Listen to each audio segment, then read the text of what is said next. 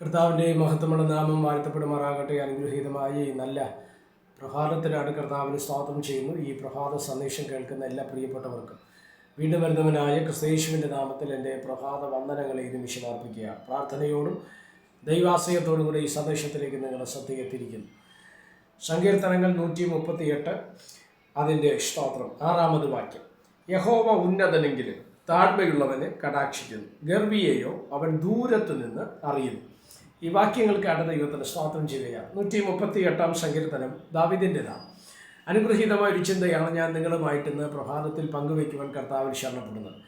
ദൈവത്തിൻ്റെ പേര് നമ്മൾ പറയുമ്പോൾ പല തരത്തിലുള്ള സ്തോത്രം സ്വഭാവ ഗുണങ്ങൾ ഇല്ലെങ്കിൽ സ്തോത്രം ആട്രിബ്യൂട്ട്സ് എന്ന് പറഞ്ഞ ചിന്തകൾ നമ്മൾ ദൈവത്തെക്കുറിച്ച് പഠിക്കുമ്പോൾ മനസ്സിലാക്കണം. അതിലേറ്റവും പ്രധാനപ്പെട്ടാണ് അവൻ അത്യുന്നതനാണ്, അവൻ ഉന്നതനാണ്, സ്തോത്രം ഉയർന്നിരിക്കുന്നവനാണ്, ശാശ്വതവാസിയാണ്, ആൽഫയാണ്, ഒമേഗയാണ്, ആദ്യനാണ്, അന്ത്യനാണ്, സ്തോത്രം ഭൂരാജക്കന്മാർക്ക് അധിപതി എന്നൊക്കെ തിരുവചനത്തിലൂടെ നമ്മൾ മനസ്സിലാക്കുന്നു അല്ലേ. എൽ ഷദായ്, യഹോവ ഈരേ, യഹോവ ശാലോം എന്നൊക്കെ വിവിധ പേരുകളിൽ ദൈവത്തിൻ്റെ സ്തോത്ര പേരുകൾ നിൽക്കുകയാണ്. അവനെ പോലെ തുല്യം പറയാൻ വേറെ ആരുമില്ല. സ്തോത്രം ലോകത്തിൽ നമ്മൾ ശ്രദ്ധിക്കപ്പെടുമ്പോൾ പല ദേവന്മാരുണ്ടെങ്കിലും പ്രീസലെ യേശുവിനോട് അല്ലെങ്കിൽ നമ്മുടെ ദൈവത്തോട് തുല്യം പറയാൻ വേറൊരു നാമം ഉലകത്തിലില്ല എന്ന് നമ്മൾ എന്ത് ചെയ്യണം, തിരിച്ചറിയണം. പ്രീസലെ ഇവിടെ അതാണ് നമ്മൾ വായിക്കുന്നത്. യഹോവ ഉന്നതനെങ്കിലും പ്രീസലെ അവൻ താഴ്മയുള്ളവനെ കടാക്ഷിക്കുന്നത്. ദൈവത്തിൻ്റെ പേരിലെ ഉന്നതത്വമുണ്ട്, സ്തോത്രം. എന്നാൽ ദൈവം ഇഷ്ടപ്പെടുന്നത് താഴ്മയുള്ളവരെയാണ് അല്ലേ.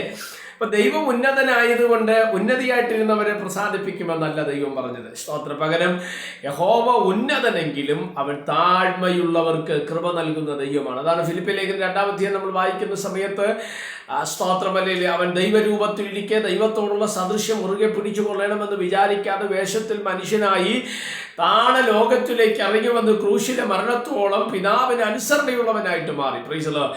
അതാണ് ദൈവത്വത്തിൻ്റെ ഏറ്റവും വലിയ വെളിപ്പെടുത്തൽ നടക്കപ്പെട്ടത് അല്ലേ. എന്നെ ശ്രദ്ധിക്കുക ദൈവമക്കളോട് ഞാൻ പറയാം, ആരെയാ ദൈവത്തിന് ഇഷ്ടം എന്ന് ചോദിച്ചാൽ ഒരാളിനെയാണ്. Praise the Lord. അത് താഴ്മയുള്ളവർ ദൈവത്തിന് ഭയങ്കര ഇഷ്ടമാണ്. എന്നെ ശ്രദ്ധിക്കുന്ന ദൈവമക്കളെ, സ്തോത്രം. അല്ല, ദൈവത്തിന് നിങ്ങളോട് ഇഷ്ടം തോന്നണമെങ്കിൽ ഒറ്റ കാര്യം നമ്മൾ ചെയ്താൽ മതി. അല്ല, സ്തോത്രം. നമ്മൾ താഴ്മയോടെ ദൈവത്തിന് ഇരിക്കുക, നിശ്ചയമായിട്ടാണ് നമ്മുടെ ജീവിതത്തിനകത്ത് അനുഗ്രഹമായി മാറുവാൻ തക്കവണ്ണം ഇടയാകും. അടുത്ത് പറയുന്ന വാചകം നിങ്ങൾ ശ്രദ്ധിക്കേ. അവൻ ഗർവിയെ ദൂരത്തു നിന്ന് അറിയുന്നു. ഗർവ് എന്തുവായി? ഗർവ്, അഹങ്കാരം, നിഗളം, ഞാനെന്ന ഭാവം. Praise the Lord.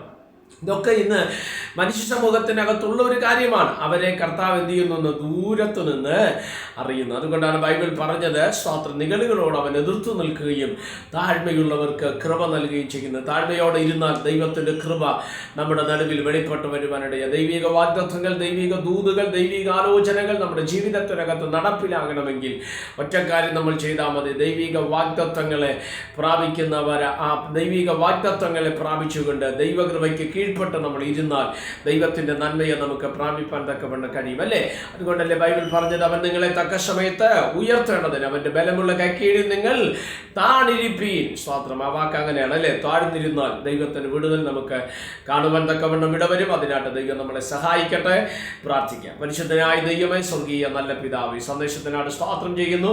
ഈ സന്ദേശം കേൾക്കുന്ന എല്ലാ പ്രിയപ്പെട്ടവരെ തൃക്കരങ്ങൾ തരികയാണ്. അവിടെ നിന്ന് ചെറുകടി മറയ്ക്കുകയും സഹായിക്കുകയും അനുഗ്രഹിക്കുകയും ചെയ്യേണ്ടതിനായി പ്രാർത്ഥിക്കുന്നു. എല്ലാ നന്മകളെ കൊണ്ട് നിറയ്ക്കാൻ അത്ഭുതം ചെയ്യും. മഹത്വം അങ്ങേക്ക് യേശു കർത്താവിൻ്റെ നാമത്തിൽ തന്നെ. ആമേൻ. എല്ലാവരെയും ദൈവം അനുഗ്രഹിക്കട്ടെ. God bless you.